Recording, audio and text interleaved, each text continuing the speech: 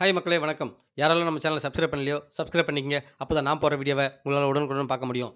தமிழக முதல்வர் விஜய் அவர்கள் நேற்று கரூரில் ஆற்றின உரை இருக்கு இல்லையா? ஸோ அதை பற்றி தான் பேச போகிறோம். நேற்று உண்மையாகவே வந்து நிறைய இடத்துல வெறும் பஞ்ச் டயலாக பேசினாரு. ஒரு சினிமா படம் பார்த்த மாதிரி தான் தவிர ஒரு ரியலாக தெரியலங்க. சில இடத்துல வந்து பார்த்தீங்கன்னா ஆணவத்தின் உச்சத்தில் பேசுகிற மாதிரி இருந்தது. அந்த ஓவர் கான்ஃபிடென்ட் இருக்கு இல்லையா? ஸோ கண்டிப்பாக அவருக்கு அது இருக்குங்க. என்னென்னு பார்த்தீங்கன்னா மக்கள் வந்து ஒரே 2 வருஷத்தில் அவருக்கு வந்து முதல்வர் பதவி தூக்கி கொடுத்துட்டாங்க இல்லையா? அதை பார்த்த கஷ்டம் இல்லை அவருக்கு. ஸோ அதெல்லாம் வந்து பார்த்தீங்கன்னா ஒரு நார்மல் ஒரு ஸ்பீச் பேசுகிற இடத்துல கூட சினிமா வசனம், சினிமா டயலாக் மாதிரி தான் பேசுகிறாரு. இந்த 41 பேர் இறந்தாங்க இல்லையா? இன்னைய வரைக்கும் அதுக்கான அக்கவுண்டபிலிட்டி எடுத்துக்கவே இல்லைங்க. என்னென்னு பார்த்தீங்கன்னா திமுக கவர்மெண்ட் மேல பழி போடுறாரு. அங்க இருந்த போலீஸ்க்கு மேல பழி போடுறாரு. போலீஸ் நினைச்சிருந்தா தவிர்த்துக்கலான்றாரு. பட் இவரு மேல கொஞ்சம் கூட நானும் கொஞ்சம் தப்பு பண்ணியிருக்கேன்னு சொல்லிட்டு ஒத்துக்கவே இல்ல. 7 மணி நேரம் லேட்டா போனாரு. ஸோ 7 மணி நேரம் அந்த மக்கள் வந்து அங்கவே காலையில இருந்து இருந்திருக்காங்க. ஸோ 7 மணி நேரம் லேட்டா போனது இவரு தப்பு. ஸோ நைட் வரைக்கும் இருந்தால நவுர கூட முடியல. சரியான கழிவறை வசதி இல்ல. குடிநீர் வசதி இல்ல. ஸோ இதுவும் அவங்க மயக்கம் போட்டு விழுறதுக்கு ஒரு காரணம்னு சொல்லிட்டு எல்லாருமே சொல்றாங்க. பட் விஜய் மட்டும் அத ஒத்துக்கவே மாட்றாரு. அவங்க கட்சியினர் மட்டும் அத வந்து அந்த அக்கவுண்டபிலிட்டி எடுத்துக்கவே மாட்றாங்க. இன்னைய வரைக்கும் ஆப்போனன்ட்ல இருக்கிறவங்க தான் குற்றம் சொல்லிட்டு இருக்காங்க தவிர, எப்ப இவங்கலாம் மாறப் போறாங்கன்னு தெரியல. ஆனா இதுக்கு வந்து பார்த்தீங்கன்னா, நெறைய பேர் முட்டு குடுத்துட்டு இருக்காங்க. அவங்க கட்சியினர் வந்து. கொஞ்சோண்டு மனசாட்சியே இல்லாதவங்க தான் சொல்லணும். சரி 41 பேருக்கு நீங்க அரசாணை வழங்க போனீங்க. ஸோ இதுல எவ்வளோ பேருக்கு வந்து இஷ்யூ வரும்? இதால எவ்வளோ பேர் பாதிக்கப்படுவாங்கன்னு தெரியுதா? டிஎன்பிஎஸ்சி எக்ஸாமே வாழ்க்கையா நெனச்சு எத்தனை இளைஞர்கள் வந்து படிச்சுட்டு இருக்காங்க. டே அண்ட் நைட்டா வேலைக்கு கூட போகாம. இதுதான் அவங்க கனவா நெனச்சுட்டு இருக்காங்க. ஒரு மிடில் கிளாஸ்லாம் பார்க்கும்போது. Middle class, lower middle class, ஏழ்மையான பீப்பிள்லாம் வந்து டிஎன்பிஎஸ்சி எக்ஸாம்ல பாஸ் பண்ணிட மாட்டோமா? இப்போ வந்து பார்த்தீங்கன்னா, ஒரு 50 வேக்கன்சி தான் இருக்கும். அதுக்கு பார்த்தீங்கன்னா, 1,00,000 பேர் வந்து எழுதியிருப்பான். 1,00,000 பேர் ஃபீஸ் கட்டியிருப்பான். யோசிச்சு பாருங்க. ஸோ அத்தன பேரோட கனவ வந்து நீங்க ஏமாத்துறீங்க. நான் ஒரு கட்சி மீட்டிங்க்கு வந்து இறந்த 41 பேருக்கு நீங்க அரசு வேலை குடுக்குறீங்கன்னா, உண்மையா யோசிச்சு பாருங்க. கஷ்டப்பட்டு படிக்கிறவனுக்கு அப்ப என்ன மரியாதை? நீங்க நெனச்சா வந்து உங்ககிட்ட தான் காசு நெறைய இருக்கே. நீங்க 41 பேருக்கு ஆளுக்கு 1,00,00,000 குடுத்துடலாமே. இது வந்து நீங்க வேலை குடுக்கறத விட இது ரொம்ப அவங்களுக்கு ஈஸி ஆயிடும்ல. அவங்க ஏதாவது புடிச்ச வேலைய செஞ்சுட்டு போயிடுவாங்க.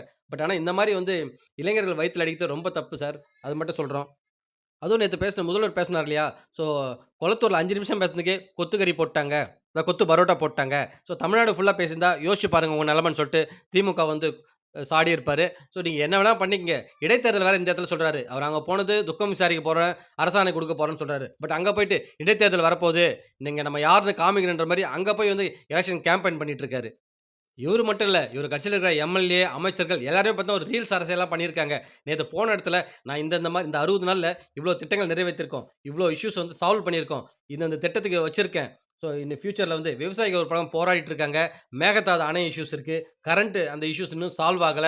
நெறைய இடத்துல ரோடு ப்ராப்ளமா இருக்கு. ஸோ நெறைய வந்து கொலைகள், இந்த பாலியல்லாம் குற்றங்கள்லாம் நடக்குது. ஸோ இதுக்கு வந்து நான் என்னென்ன வைக்க போறேன்னு சொல்லிட்டு, இந்த இதெல்லாம் வந்து நான் பிளான் பண்ணிட்டு இருக்கேன்னு சொல்லிட்டு ஏதாவது சொல்லியிருந்தீங்கன்னா, உண்மையாவே எல்லாருமே உங்கள பாராட்டியிருப்பாங்க. பட் இங்க போய் நீங்க உங்க பர்சனல் வெஞ்சன்ஸ் உங்களுக்கு நடந்த இஷ்யூஸ் ஸோ இதையே பேசி அடுத்து இடைத்தேர்தலுக்கு ஸோ இதையே பேசும்போது மேலோட்டமா பேசிட்டு வந்தீங்களே தவிர, மக்களுக்கு இதால வந்து ஏதாவது யூஸ்ன்னு பார்த்தா பெருசா ஒண்ணும் இல்ல. வேணா உங்க ரசிகர்கள் வந்து கை தட்டியிருப்பாங்க. வாவ்! சூப்பரா டயலாக் பேசிட்டாரு. பஞ்ச் டயலாக் பேசிட்டாரு. படம் வராததால நீங்க எலக்ஷன் கேம்பெயின் பண்றது, இந்த மாரி போய் ஸ்பீச் குடுக்குறது அவங்களுக்கு ஒரு திரைப்படம் மாரி இருக்கலாம். பட் ஆனா நடுத்தர மக்கள் இருக்காங்க இல்லையா? அவங்கலாம் உண்மையாவே இது வந்து யாருமே வந்து ஏற்புடையதே அல்லன்னு தான் சொல்லணும். ஸோ தயவு செய்து மக்கள் வந்து ஏற்கனவே ஆண்ட கட்சியில வேணான்னு தான் புதுசா மாற்றம் வேணும் உங்களுக்கு கொண்டு வராங்க. அதுக்கான ஆக்கப்பூர்வமான முடிவுகள் எடுத்தா ரொம்ப சந்தோஷமா இருக்கும். அடுத்தடுத்து நீங்களும் தொடருவீங்க ஆட்சியில. இல்ல இந்த மாரின்னா உங்கள தலைக்கு மேல தூக்கி வச்ச இதே மக்கள் வந்து உங்கள தலைக்கு கீழ போட்டு தரையில போட்டு போறதுக்கு 1 நிமிஷம் ஆவாது. ஸோ ஆட்சியாளர்கள் பிளஸ் இந்த பொறுப்புல இருக்கவங்கலாம் தயவு செய்து புரிஞ்சுக்கங்க. மக்களுக்கு என்ன தேவையோ அத நிறைவேத்த பாருங்க. உங்களோட பொறுப்ப உணர்ந்து பேசுங்க. ஒரு வார்த்தை பேசுறீங்கன்னா, இந்த இடத்துல நம்ம பேசலாமா?